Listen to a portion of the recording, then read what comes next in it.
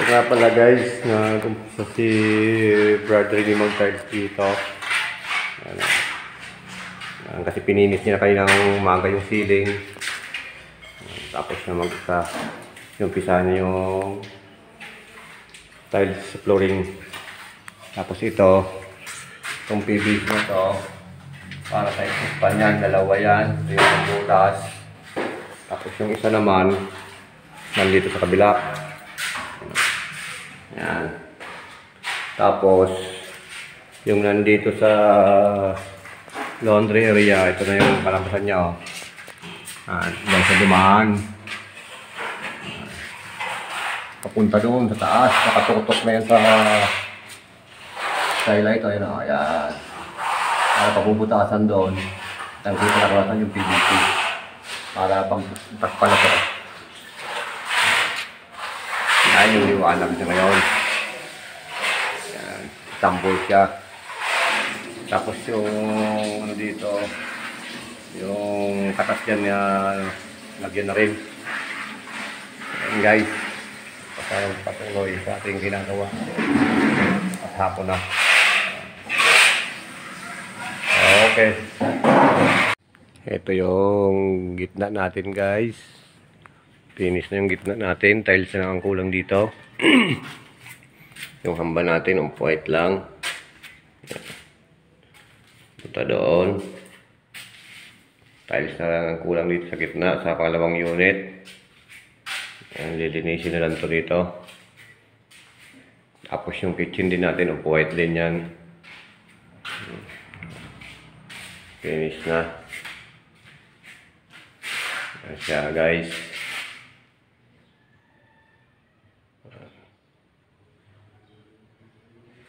Off-white. Tapos, yung tiles naman, ito na lang dalawang ikakabit doon. Dito, sa dulo. Yan. Tapos, dito lang sunod sa laundry area. Ito tiles. Tapos yung ceiling natin, tatakpan na ito dito. Kasi dumating na yung para sa sa exhaust fan na hose na ikakabit natin ito papunta sa PVC. Ayan guys, oh. Ayan. Katotok yan doon sa skylight yung PVC. Para pag nagbutas doon sa skylight, tagos pa taas, mabilis na. Tatakpan na ito maya maya. Yung pintura nito, wala pa to guys. Gawa ng hindi pa nag-desisyon yung mayari. Si Bossing.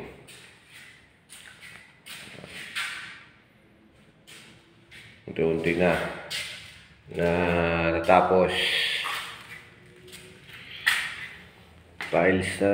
Tapos ang susunod niyan, pag natapos to itong dalawang unit na to, dito tayo sa unang unit. Sa pinaka-barracks namin. Ito guys. Ito yung harap kasi niya. Yan kasi tinibag lang yan. Pinantay na. Dapat ganyan forma rin yan dati. Kaya doon sa kabila. Yan, tinibag. Yan yung harap pa sa labas. Tayo pang gagawin dito. Yan. Punta dito. Yan. Guys, nagluluto si Brad ng tinulang manok. Luluto. Nagluluto si Brad. Mukhang masarap to. Kompleto ricados to.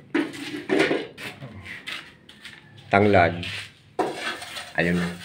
Tuyot na. 10. Sayote, dahon sili. Ito na yung tiles natin sa flooring guys. Finish na. Sa pangatlong unit. Ayan, yan yung bowl dyan. Ikakabit sa isang CR. Yan, finish na sa lahat. Wall na lang. Wala pang signal dito si Bossing sa wall. Ayan. Ceiling dito sa isang CR. Finish na rin. Nakakabit na rin yung exhaust fan. Tapos dito sa laundry area, hindi lang natapos itong masilyahan kanina. Yan. Kasi nag-tiles yung isa kong kasama rito. Yan siya guys. Dito na lang, dalawa na lang. Kaya yan, may masilya na yan. Nabitin dyan. Okay na siya dito. Dito malinis na rin. Ito na yung ano linisin dito. Finish na lahat yan guys. Nakakabit na lang yung ilaw sa bar counter. Dito finish na rin yung CR dito. Yan. Malinis na rin yan. Nakakabit na rin yung exhaust fan dyan. Ilaw na lang. Yan yung mga tiles pa. So, off-white. Wall natin sa kitchen. Off-white. Ayan.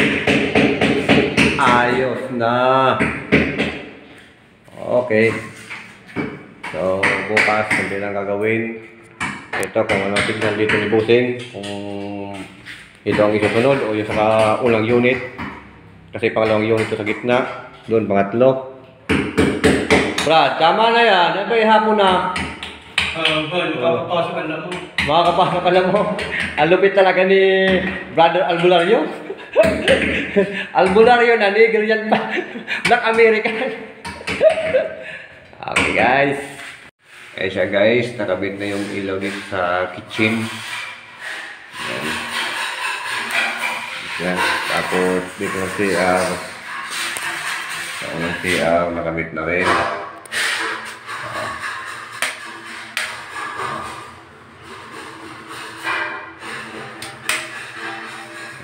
Tapos dito sa kabila, tambit ni Alak Christian. Yan, mag-ala lang. So, tiles pa yan yung CR na yan, tiles pa yan. Ito si Brad, nag-first coat ng masilya, paikot. Tali. Kiyaw ba? Kiyaw. Yan, pati yung mga ilaw sa pinlight na ikasana ni Alak Christian.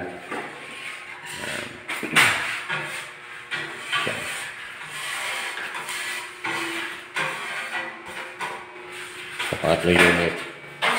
Uy! Nag-grout si Brad, no? Hinok-nok na po natin. Nag-grout dito sa laundry area. Sige. Okay. So, yan guys, yun yung update namin sa house renovation dito sa Mindis, Cavite. Kunting timbot ka lang to.